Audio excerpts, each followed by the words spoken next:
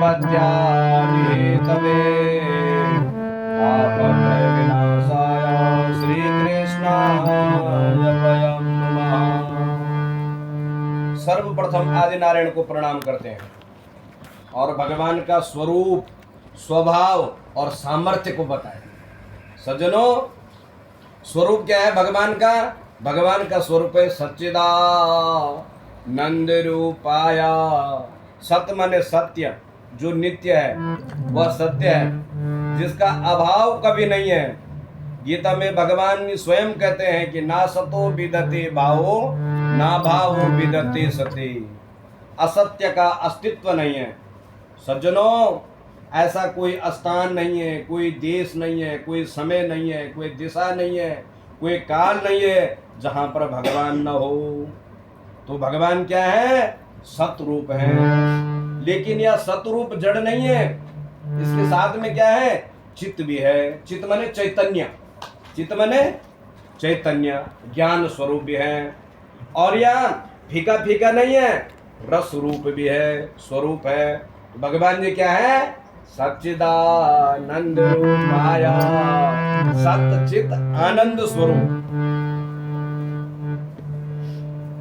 लेकिन सामर्थ्य देखो भगवान का। सामर्थ्य क्या है? क्षमता देखो। जिन्होंने क्या किया? जो विश्व की उत्पत्ति का कारण है, ये समर्थ है, सामर्थ्य है। भृकुटि विलास सृष्टि लय होई, ये भगवान का सामर्थ्य है। तीसरा नेत्र खुला नहीं कि सामर्थ्य है भगवान का। स्वभाव देखिए भगवान का। स्वभाव कैसा है?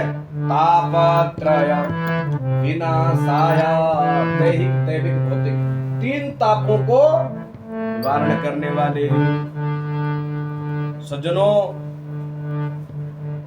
भगवान जी जो है केवल नमस्कार मात्र से, आगे गोपी गीत में आएगा, प्रणत देहि नाम पापकर्षणम।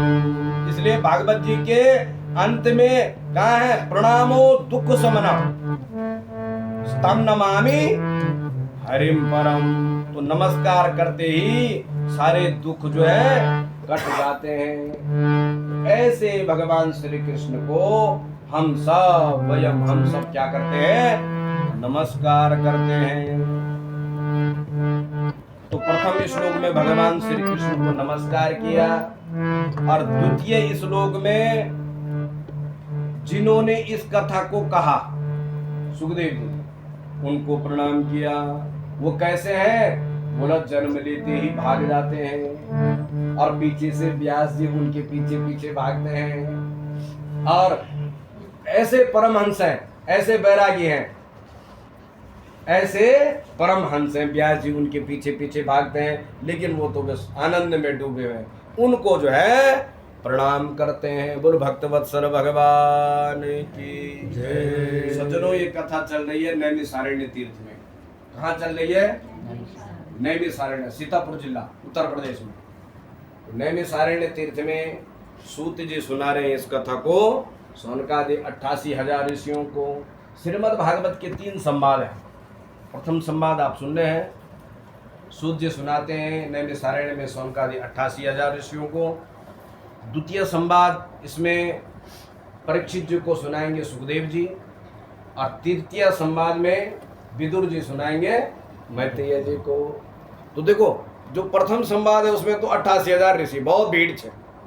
जो प्रथम संवाद है उसमें 88,000 कम होना, हम तो 5-7 लोग हैं यहाँ पे। द्वितीय संवाद में परीक्षित मुख्य है, अन्य ऋषि भी बैठे हैं लेकिन जो बिल्कुल ध्यान पूर्वक सुन रहे हैं। और तृतीय संवाद जो है, और इसमें एक संवाद तो है गोकर्ण जी भी सुना रहे हैं महात्म्य में, धुनकारी जी को ये कथा सुना रहे हैं। तो ये प्रथम संवाद में सूत जी सुना रहे हैं नैमिषारण्य तीर्थ में सौनकादि 88,000 ऋषियों को। तो ऋषियों ने प्रश्न किया, महाराज हमको कुछ जो है, सौनक जी बोले कि अज्ञान ध्वांत विद्वांसा कोटि सूर्य समाप्रभा सूतख्याय कथा सारं मम अज्ञान रूपी अंधकार को मिटाने वाले आपका प्रभाव जो है करोड़ों सूर्यों के जैसे है। इसलिए महाराज गुरुदेव सार सार गर्भित कोई कथा सुनाइए। सार गर्भित केवल हम आपको क्या सुना रहे, सार सार में की कथा सुना रहे। कथा तो बहुत हरि अनंत हरि कथा, केवल हम क्या सुना रहे हैं आपको, सार रूप में सुना रहे हैं।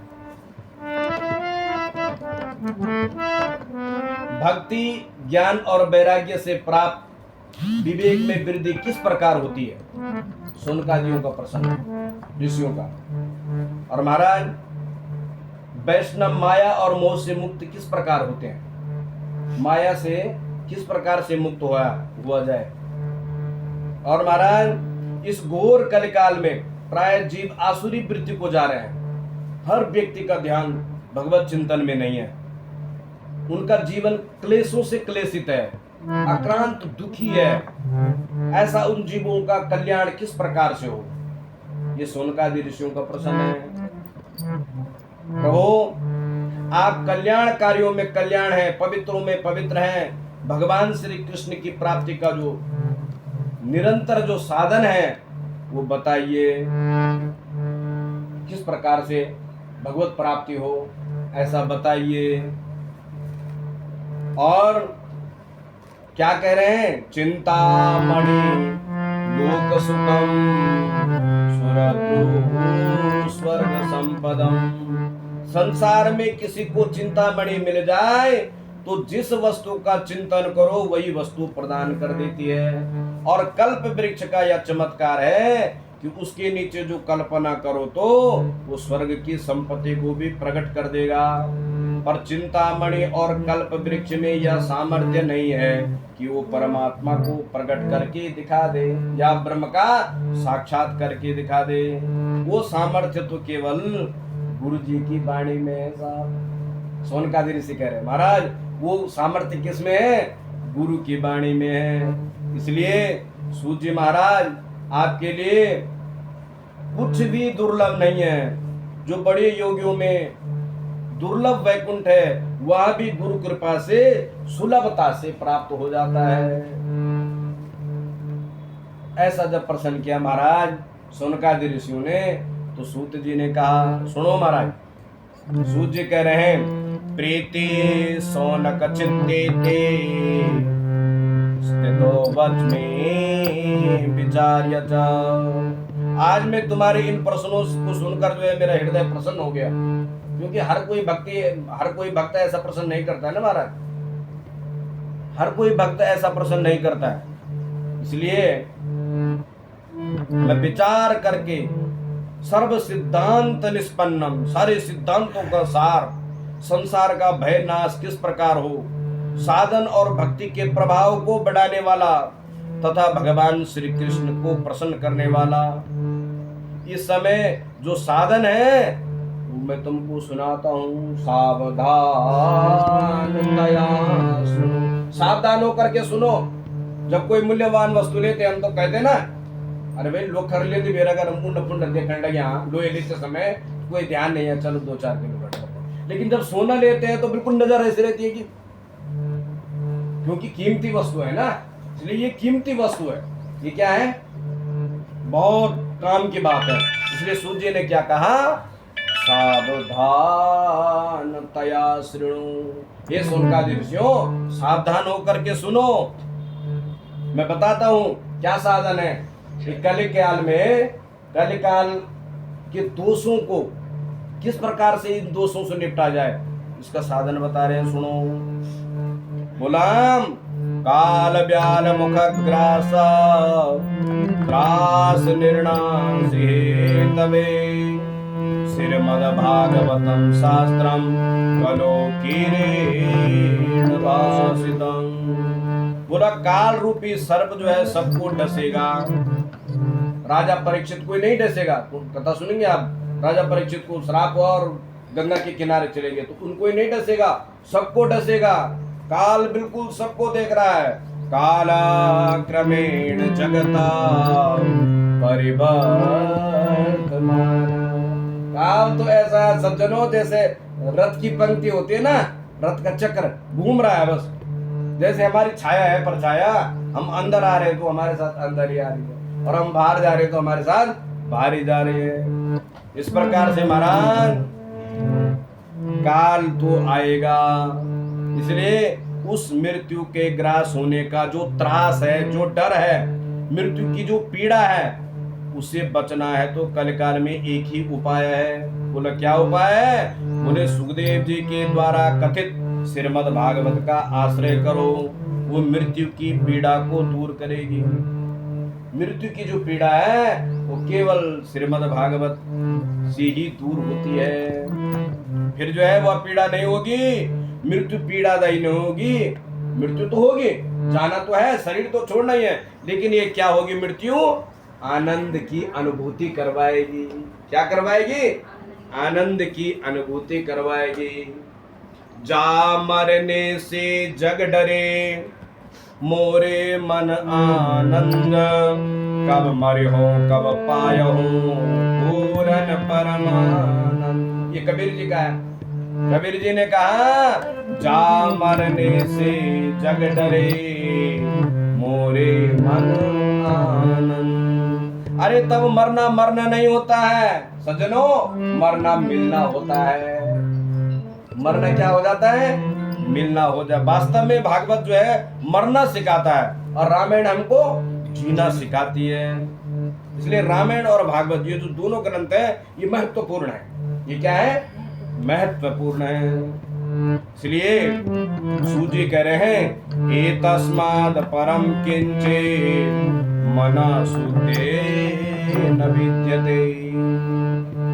श्रीमद् भागवत जैसा मन को शुद्ध करने वाला कोई साधन नहीं है। इसलिए जन्म जन्मांतरों के पुण्य जब उदय होते हैं, जन्मांतरे भवेत् पुण्यम तदा भागवतम भवेत्, तब जाकर के भागवत प्राप्त होता है।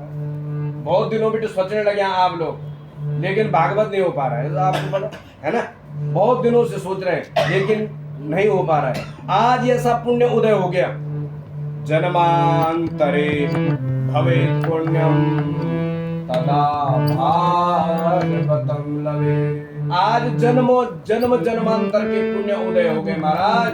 आप लोगों के घर में भागवत भगवान आ गए। इसलिए सुखदेव जी जब कथा सुनाने लगे तो राजा परीक्षित को, गंगा जी के किनारे जब परीक्षित को श्राप हुआ, तो जब वो कथा सुना रहे हैं तो देवता लोग जो है अमृत लाए महाराज। देवताओं ने जब देखा इस परीक्षित जो है कथामृत का पान कर रहे हैं, तो क्या लाए? अमृत लाए। और अमृत ला करके जब वहां सुखदेव जी के सामने आए तो सुखदेव जी मुस्कुराए और बोले देखो इन देवताओं कितने ठगी हैं ये, कहाँ कथा अमृत और कहाँ ये जो है शरीर का अमृत ला रहे जो शरीर अमर हो जाए। सुखदेव जी कहते हैं देवताओं को ये बड़े ठगी है। क्व कथा क्व सुधा क्व कथा लोके क्व काच क्व मणिर महान। कहाँ कांच और कहाँ मणि, कहाँ अमृत और कहाँ कथा अमृत। अमृत पीने से अमरत्व प्राप्त होता है, लेकिन कथा अमृत पीने से अभयत्व प्राप्त होता है। सज्जनों, अमरत्व से अभयत्व श्रेष्ठ है। जो अभय हो गया उसको परमात्मा के दर्शन हो गए। श्रीमद् भगवत गीता में ना अभयम सत्व संसुतेर ज्ञान योग व्यवस्थित। तो अभय, तो सुखदेव जी ने कहा देवताओं तुम्हारा अमृत जो पीवे वो दीर्घ जीवी होता है, लेकिन कथा अमृत का जो पान करता है वो दिव्य जीवी बन जाता है, वो दिव्य बन जाता है। इसलिए दीर्घ जीवी से दिव्य जीवी क्या है? श्रेष्ठ है। सुखदेव जी ने उनको जो है उनका अमृत नहीं ग्रहण किया, इसलिए महाराज परीक्षण किया, ब्रह्मा जी ने परीक्षण किया कथा अमृत का भी और उस अमृत का भी। तो क्या पाया? कथा अमृत जो है वो भारी है और जो अमृत है वो भारी नहीं है। इसलिए महाराज शौनक जी कहते हैं कि नारद तो सूर्य से प्रश्न करते हैं, महाराज कि नारद तो सदा घूमने वाले हैं, संत हैं, अस्थिर हैं, उनका और सनत कुमारों का मिलन जो है किस प्रकार हुआ, महाराज ये कथा सुना दीजिए। तो सूर्य कहते हैं, सुनो महाराज, एक बार क्या हुआ, एकदा हि विशालायां चत्वार विषयो मलाव सत्संगार्थ समायाता ददर्शोस्तत्र नारदम। एक बार जो है सनक सनंदन सनत कुमार चारों सत्संग की इच्छा से पर्यटन करते हुए बद्रिकाश्रम पहुंचे। बोलो बद्रीनारायण भगवान की जय। देव ऋषि नारद जी को वहां उन्होंने देखा, उन कुमारों ने, उन 4 कुमारों ने, तो उन्होंने देखा नारद जी का मुख क्या है, चिंतित है। मैं बहुत सार रूप में सुना रहा हूँ आपको, 1 घंटे में हमने 4 घंटे की कथा सुनानी, बहुत सार रूप में, विस्तृत न करके, बहुत सार गर्भित कथा बस की। तो महाराज जो सनत कुमारों ने नारद जी को देखा तो दूर से कहा, कथम ब्रह्मा दीन मुखा चिंता नारद जी आप भगवान के दास हैं और उदास क्यों हैं, आप इतनी जल्दी जल्दी कहाँ जा रहे हैं, कारण बताइए। तो महाराज नारद जी के हाथ जुड़ गए, क्योंकि सनत कुमार तो साक्षात भगवत स्वरूप हैं, विचरण करते हैं, जवान भी नहीं हुए, क्योंकि जवान होने से बोला यौवनता आ जाती है, मन विचलित हो जाता है, हमें जवान होना ही नहीं है, बस ये अवस्था ठीक है, छोटे छोटे 4 और केवल भगवत चिंतन में लगे हुए हैं। इसलिए महाराज नारद जी ने कहा, महाराज चिंता का कारण बता रहे हैं नारद जी। नारद उवाच अहम तो पृथिवीं जातो ज्ञात्वा सर्वोत्तमामिने पुष्करंच प्रयागंच काशीं गोदावरीं तथा। भैया मैं अपनी समस्या सुनाता हूँ, मैं इस संसार में सत्संग की इच्छा से घूम रहा था कि कुछ जो है भगवत भक्तों के साथ भगवत चर्चा करूंगा, सुनूंगा। इस संसार में जो सर्वत्र घूमा और मैंने सारे तीर्थों में परिक्रमा जो परिभ्रमण करके जो है कहीं भी आनंद नहीं मिला। नारद जी कह रहे हैं कहीं भी आनंद नहीं मिला, न कहीं सत्य है सत्यम नास्ति तपा शौचम दया दानम न विद्यते। न कहीं सत्य है, न तप है, न दया है, न दान है, अर्थ काम जो पुरुष प्रधान है, कुछ भी कहीं मुझे नहीं दिखा। मंद आलसी सुमंद मति मत मंद, मंद भाग्य मंद है, और काम क्रोध मद मोह जो है ना संतों में पाखंड दिखता है। विरक्त जो है सपरिग्रह है, विरक्तों के बड़े बड़े महल हैं और गरीबों को झोपड़ी भी नसीब नहीं है। कल काल में जो है कन्या का विक्रय हो रहा है। पाखंड निरता संतो विरक्ता सपरिग्रह। क्या कह रहे हैं नारद जी, महाराज शादी सौदा हो गया है, पति पत्नियों में झगड़ा हो रहा है, आश्रमों में यवन घुस गए हैं, तीर्थों में यवन घुस गए हैं, सरिताओं का जल जो है प्रदूषित हो गया है, कहीं भी सत्यता नहीं दिखती है।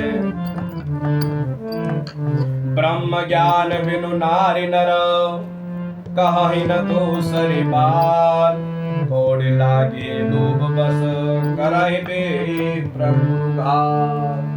ब्राह्मण भी जो है गुरु घात कर रहे हैं, कोई भी जो है किसी के अंदर श्रद्धा नहीं है, ऐसा नारद जी ने कहा।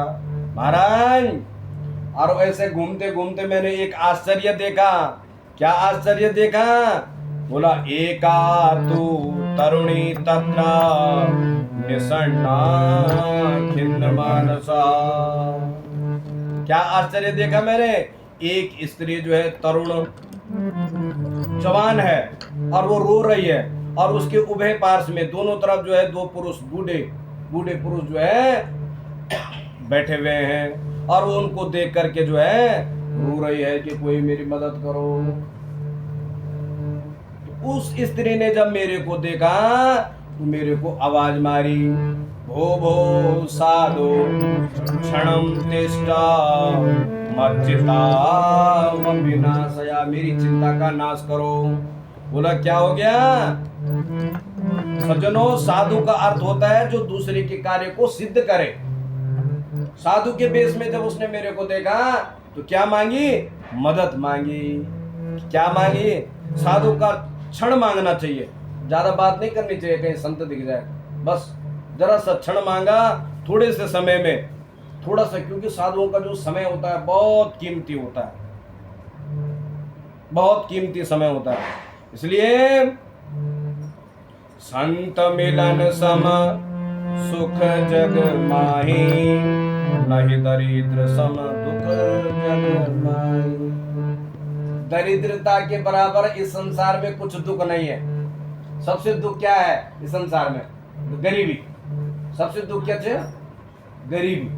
पर सबसे ज्यादा पैसे वाले को सुख नहीं है। बोला सुख किसको है? बोला जिस पे प्रभु की कृपा हो जाए। कृपा मैंने जिसको संत मिल जाए, गुरु जी मिल जाए। तो इसको क्या मिल गए? संत मिल गए, नारद जी के दर्शन हो गए। तो नारद जी कह रहे, तब मैंने पूछा, काशी त्वं का विमोचेमा, नार्या का पद्मलोचना, वद देवी सविस्तारं स्वस्य दुःख कारणं। हे पद्मलोचने, दुख का कारण बताइए, क्यों दुखी हो रही हो, क्यों रो रही हो, क्यों आवाज मार रही हो? तो तब उस बाला ने जो है कहा, हाथ जोड़ करके, प्रभु अहम भक्ति रीति ख्याता, इमो में तनयो मतो, ज्ञान वैराग्य नामानु काल योगे निर्जरो। अहम भक्ति रीति ख्याता, मैं भक्ति हूँ। क्या हूँ? और ये जो मेरे उभय पार्श्व में दोनों हैं, ये मेरे पुत्र हैं और ये बूढ़े हो गए हैं, ये मेरी चिंता का कारण है। बोला कैसे हो गए? तो अपना परिचय दिया, कहा उत्पन्ना द्रविणे साहम हृदयम कर्णाटके गता, वचिन वचिन महाराष्ट्रे गुरुधरे दीर्णताम गता। बोला दक्षिण में मेरा जन्म हुआ, कर्नाटक में मैं बड़ी हुई, महाराष्ट्र में कहीं मुझे पोषण मिला, और गुजरात प्रांत में मैं जो हूँ जीर्णता को प्राप्त हो गई, बूढ़ी हो गई। उत्तर के संतों ने दिया महाराज, उत्तर के संतों ने जो है, दक्षिण के आचार्यों ने परंपरा के आचार्य दिए हमको, आचार्य की परंपरा, संत परंपरा। भारतीय संस्कृति की दो आधार सम्मान है, मीरा, कबीर, तुलसी, जिन्होंने प्रचार प्रसार किया। इस प्रकार से महाराज वहां से आई हूं, और जैसे ही मैं वृंदावन में आई, वृंदावनम पुनः प्राप्या नवीनी स्वरूपिणी। क्या कह रही है नारद जी के पास? बोला जैसे वृंदावन में पहुंचे तो मैं तो जवान हो गई, और ये दो मेरे जो पुत्र हैं ये बूढ़े हो गए। आज समस्या यही है, हम भक्ति को जो है एक्सपोर्ट कर रहे हैं और भोगों को जो है इंपोर्ट कर रहे हैं। नारद जी ने क्षण मात्र में ध्यान लगाया महाराज, और भक्ति के दुख के, भक्ति का जो दुख है वो उसके कारण जान लिया। भक्ति तो नारद जी कह रहे हैं, भक्ति तू क्या है? तो भगवान की प्यारी है। ज्ञान वैराग्य दो अनुचर हैं, मुक्ति तुम्हारी दासी है, भक्तों के हृदय में निवास करने वाली है। कल काल में मुक्ति को क्षय रोग लगा है, तेरी अनुमति से अपने धाम में चली गई है। तुम्हारे बुलाने पर जो है मुक्ति भक्तों को प्राप्त होती है। सज्जनों, नारद जी बोले कि वृंदावन से संयोगा पुनः सत्वम तरुणी नवा, धन्यम वृंदावनम तेना भक्ति निर्द्यति यत्र च। बोला जब से भगवान स्वधाम पधारे हैं, कलिकाल का आरंभ हुआ है, अधर्म बढ़ रहा है, इसलिए तुम्हारी यह दशा हो गई। कथम परीक्षिता राज्ञा। भक्ति कहती है क्यों दिया महाराज? भक्ति कह रही है भगवान ने परीक्षित को, वो परीक्षित ने कलिकाल क्यों आने दिया यहाँ जब ये दशा हो गई? तो फिर नारद जी कहते हैं कि कलयुग में हर अवगुण थोड़ा नहीं है। कलयुग में हर चीज अवगुण थोड़ा नहीं है। कलयुग में गुण भी तो है, बोला एक गुण बताओ। यत् फलम नास्ति तपसा, नारद जी कह रहे यत् फलम नास्ति तपसा न योगेन समाधिना तत्फलम लभते सम्यक कलोकी सब कीर्तना। थोड़ा कीर्तन करने से कलयुग में फल की प्राप्ति हो जाती है। जो फल जो है सतयुग और द्वापर युग में बहुत तपस्या करने के बाद प्राप्त होता है, तो कलयुग में शीघ्रता से थोड़ा सा भगवान का संकीर्तन करने से वो फल शीघ्रता से प्राप्त हो जाता है।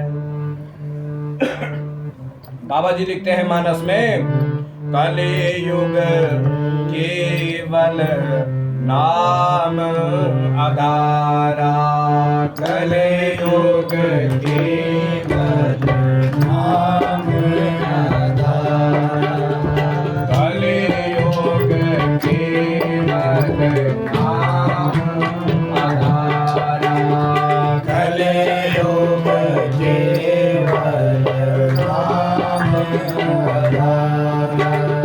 सुमेर सुमेर नर उतरनि पारा, सुमेर सुमेर नर उतरनि पारा, सुमेरा सुमेर नर उतरनि पारा, सुमेर सुमेर नर उतरनि पारा।